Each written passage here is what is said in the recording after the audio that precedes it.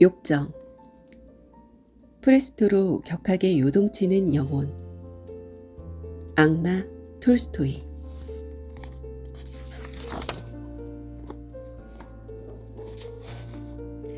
아다지오 소스테누토. 하나하나를 충분히 눌러서 무겁고 느리게 연주하라는 작곡가의 명령이다. 그래서 음표 사이사이 침묵의 공간에 음이 무겁게 밀려 들어갈 수 있다. 공백을 채우듯이, 공허를 몰아내듯이. 베토벤의 9번째 바이올린 소나타 크로이처의 첫 번째 악장은 이렇게 시작된다. 바이올린이 구애하듯 이어지는 구슬픈 선율에 따라 이어 피아노가 그 구애를 받아들이면서 고혹적이지만 격렬한 하모니가 시작된다. 바이올린과 피아노가 밀고 당기면서 만드는 묘한 긴장과 흥분 속에 몸을 던지다 보면 누구나 남녀 간의 격정적인 사랑을 떠올리게 될 것이다. 톨스토이가 베토벤의 9번째 소나타에서 사랑의 긴장과 열정을 느낀 것도 어쩌면 위대한 작가로서 당연한 반응인지도 모를 일이다. 톨스토이는 사랑과 결혼에 대한 온갖 판타지를 과격하게 해체하는 소설에 크로이체르 소나타라는 제목을 붙인다. 또 다른 작품 악마와 함께 톨스토이가 인생의 후반기에 자신의 결혼관을 담은 작품들이다. 이 소설들을 통해 톨스토이는 결혼이 참다운 사랑의 결실이라는 통념을 뿌리째 흔들고 있다. 그에 따르면 결혼의 본질은 정신적인 사랑에 있는 것이 아니라 육체적인 욕정에 있기 때문이다. 크로이체르 소나타가 당시 금서 취급을 받은 것은 어쩌면 당연한 귀결인지도 모르겠다. 그렇지만 아무리 윤리적인 이념으로 부정하려고 애써도 제거하기 힘든 진실을 담고 있는 것 아닐까? 결혼의 본질이 욕정에 있다는 주장을 공개적인 자리에서는 쉽게들 반박하지만 사적인 삶에서 욕정만큼 남녀 사이에 중요한 것이 또 있을까? 성적인 표현에 당당해진 지금은 심심찮게 속궁합이 더 중요하다고 토로하는 남녀가 등장하고 있을 정도니까 말이다. 도심 근처의 산에 올라서면 갈수록 늘어가는 붉은색 표지가 두 가지가 있다. 하나는 교회의 붉은 십자가이고 다른 하나는 러브호텔의 빨간 간판이다. 그렇게 우리의 일상은 교회의 금욕주의와 러브호텔의 욕망 사이에서 진동하고 있다. 이제 노골적으로 물어보자. 지금 이 순간 교회에 들를 수도 있고 사랑하는 사람과 러브호텔에 갈 수도 있다. 하나만 고르라면 당신은 어느 쪽을 선택하겠는가? 돌아보면 결혼 생활에서 우리가 꿈꾸는 것은 합법적인 러브호텔 아닐까? 이제 누구의 눈치도 보지 않고 누구의 간섭도 받지 않고 마음대로 두 연인이 서로 몸을 섞을 수 있는 곳을 마련하는 것. 허니문의 전설이 만들어지는 것도 이런 이유에서이지 않을까 싶다. 달이 비치는 깊은 밤, 꿀처럼 달콤한 섹스를 합법적으로 나눌 수 있는 그날, 그것이 바로 신혼여행이니까. 그만큼 욕정은 삶에 있어 가장 아찔하고 달뜬 감정이라고 할 수 있다. 이쯤에서 스피노자는 욕정을 어떻게 정의하고 있는지 살펴보자. 욕정이란 성교에 대한 욕망이나 성교에 대한 사랑이다. 성교에 대한 이런 욕망은 적당한 경우에도 그리고 적당하지 않은 경우에도 보통 욕정이라고 일컬어진다. 스피노자 에티카에서. 스피노자에 따르면 이성과 성교하고 싶은 욕망 혹은 성교하기를 좋아하는 것, 그것이 바로 욕정이다. 인간의 성교, 그러니까 섹스를 동물적인 것으로 폄하하지는 말자. 그것은 발전기의 종족 보존을 위해 하는 동물의 행동과는 질적으로 다른 것이기 때문이다. 섹스의 목적이 단지 자손의 생산에 있다면 도대체 무엇이 문제가 되겠는가? 개체로서는 통제할 수 없는 유전적인 명령일 테니까 말이다.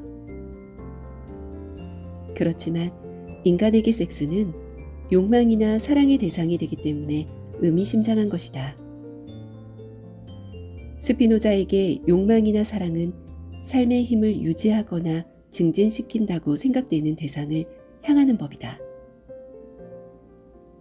그렇다면 섹스는 분명 우리 자신의 삶의 힘을 유지하거나 증진시키는 대상이라고 할 수 있다. 이런 이유에서 인간의 섹스는 종족 보존의 차원에 머물러 있는 동물의 교미와는 다르다고 말할 수 있다. 잊지 말자. 우리 개개인의 욕정은 개체적인 의미를 지닌 소중한 감정이다.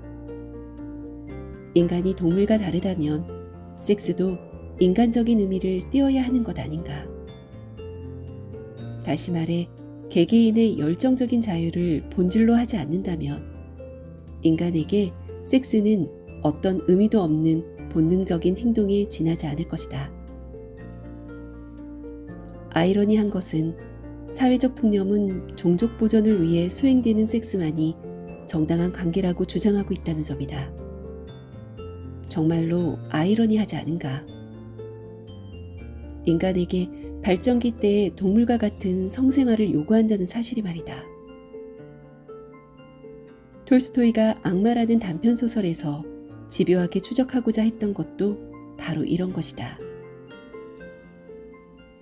욕정에 사로잡힌 주인공 예브게니가 자신의 욕망을 긍정하지 못하고 스스로 목숨을 끊어버리고 마는 비극적인 내용을 담고 있다.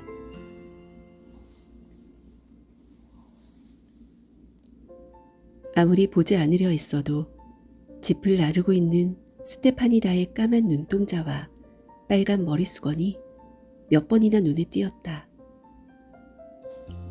예브게니는 한두 번 그녀를 곁눈질하다가 또다시 스스로도 설명할 수 없는 무언가가 속에서 일어나는 것을 느꼈다.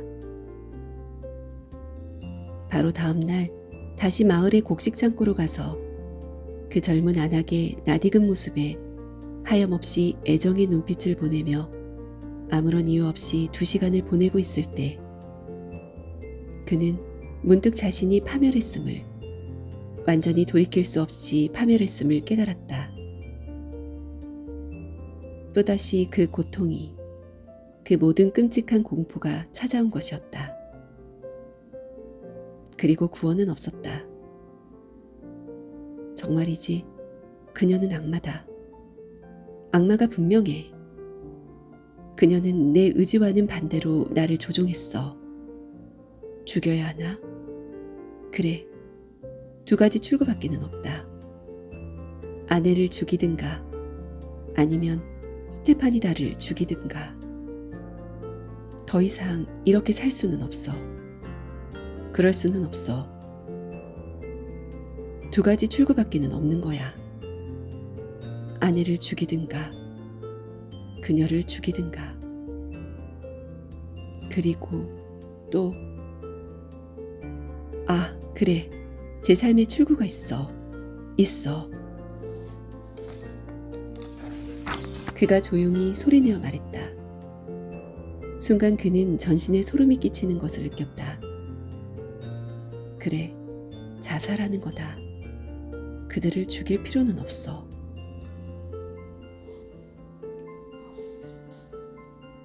스테파니다는 매력적인 여자다. 한때 자신의 섹스 파트너였던 그녀를 예브게니는 더 이상 가까이 하지 않는다. 스테파니다는 결코 아내가 될 수 없는 여자였기 때문이다. 그런데 이제 차만 아내를 두게 된 예브게니의 눈앞에 다시 아무 일도 없다는 듯이 스테파니다가 나타난 것이다. 그러자 예브게니는 자신이 그녀의 매력에서 아직도 헤어나지 못하고 있다는 것을 깨달았다. 하긴 한때나마 자신을 육체적인 희열로 이끌고 갔던 여자를 어떻게 잊을 수 있겠는가. 더군다나 아내는 정숙하고 착하지만 섹스 파트너로서는 스테파니다에 미칠 수 없는 밋밋한 여자였다. 마침내 위기가 찾아온 것이다.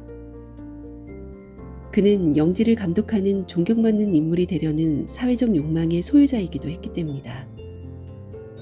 불행히도 스테파니다는 그런 세속적 욕망과 평판을 버리고 자신의 품에 안기라고 계속 유혹하는 것처럼 보인다. 물론 이것은 스테파니다의 문제가 아니라 예부게니 내면의 욕정 때문에 생기는 착시 효과에 지나지 않는다. 그렇지만 욕정에 이끌려 스테파니다와의 관계를 지속한다면 모든 사회적 평판을 잃고 자초하리라는 사실을 예부게니는 직감하고 있었다. 그가 스테파니다를 악마라고 부르는 건 이런 이유에서다. 사실 스테파니다를 악마라고 부르는 순간 예부게니는 자신의 욕정을 악마로 여기고 저주하는 것이 된다. 여기서 이미 비극은 예견되어 있다. 예부게니는 자신의 감정을 억압하고 사회적 감시와 시선에 따라 아무 일도 없었다는 듯이 결혼 생활을 유지하면서 살 수 있을까? 스테파니다는 개인적 욕정의 세계를, 그리고 아내는 사회적 평판의 세계를 상징한다. 지금 예부게니는 두 가지 세계 중 어느 것도 포기하지 못한다. 그렇다면 결론은 하나다. 두 세계를 그대로 남겨두고 자신만 이 세상에서 사라지는 것이다. 아니, 정확히 말해 자신을 휘어잡고 있는 욕정을 말살하려면 자신을 죽일 수밖에 없는 것이다. 어쩌면 권총자살로 생을 마감하는 예부게니의 내리에는 크로이처의 마지막 세 번째 악장의 선율이 아주 빠르게, 그러니까 베토벤의 지시대로 프레스토로 지나갔는지도 모를 일이다. 강한 바람에 곧 꺼질 촛불이 아주 격렬하게 마지막 몸부림을 치는 것처럼 말이다.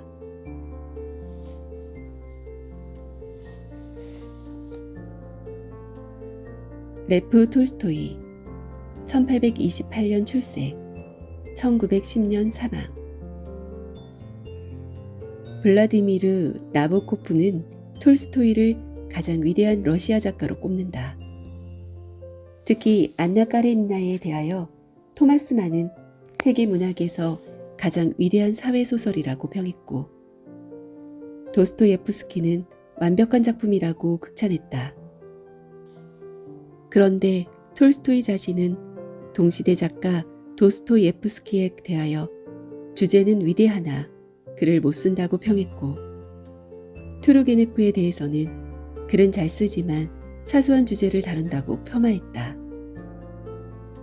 톨스토이는 자신의 영지에서 농노제 폐지를 실험하는 등 계몽운동에 힘썼으며, 노년에는 점차 금욕과 육체노동을 핵심으로 하는 톨스토이즘을 발전시켜 당대 전 세계 지식인의 정신적 지주가 되었다. 그러나 말년에는 저작권을 기부하겠다는 결심 때문에 재산 상속 문제로 불화하게 된 아내에게 환멸을 느끼고 여러 번 가출을 결행했다가 결국 집 밖에서 폐렴으로 숨을 거두었다. 톨스토이의 가장 자전적인 소설이라고 할 수 있는 악마는 작가의 후기 결혼관을 극명하게 드러내는 중요한 작품이다. 톨스토이는 아내에게 자기 일기와 작품을 모두 공유했는데도 이 소설만은 보여주지 않으려 했고, 사후에도 공개되지 않기를 바랐다고 한다. 주인공 예부게니는 안정적인 결혼 생활을 하고 있는데 결혼 전에 관계를 가졌던 스테파니다를 잊지 못하여 괴로워한다는 내용이다. 시골에서 농부 여편네와 붙어먹은 바람에 사랑하는 젊은 아내를 배신하는 것. 아무리 생각해도 이런 짓은 저지르고 나면 더는 살아갈 수 없는 무서운 파멸이 아니겠는가? 소설을 시작하기 전에 톨스토이는 다음과 같은 성경 구절을 소개하면서 결말을 예고한다. 나는 너희에게 이르노니 음욕을 품고 여자를 보는 자마다 마음에 이미 간음하였느니라. 만일 내 오른 눈이 너로 실족하게 하거든 빼어내버리라. 내 백체 중 하나가 없어지고 온몸이 지옥에 던져지지 않는 것이 더 유익하다. 결국 예부게니는 충동적으로 생을 마감함으로써 고뇌를 덮어버린다. 그런데 작가는 이 소설의 결말로 두 가지 버전을 썼으니 자살이 아니라 스테파니다를 죽이는 걸로 끝나는 이야기도 있다.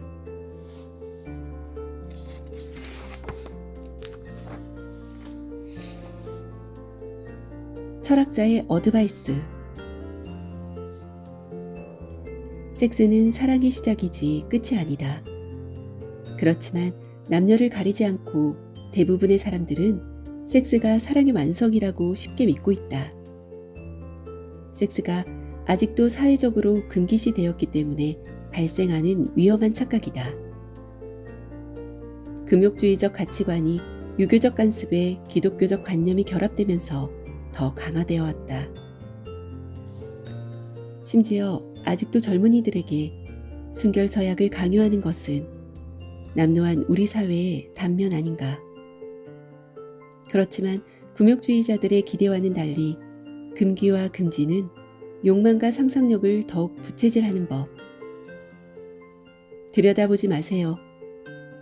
길을 걷다가 벽에 이런 문구가 붙어 있으면 누구나 벽 안을 보고 싶어진다.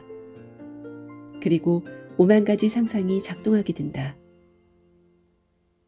벽 안에 무엇이 있는 걸까? 결국 사회를 음란하게 만드는 것은 놀랍게도 금욕주의적 가치관이었던 셈이다.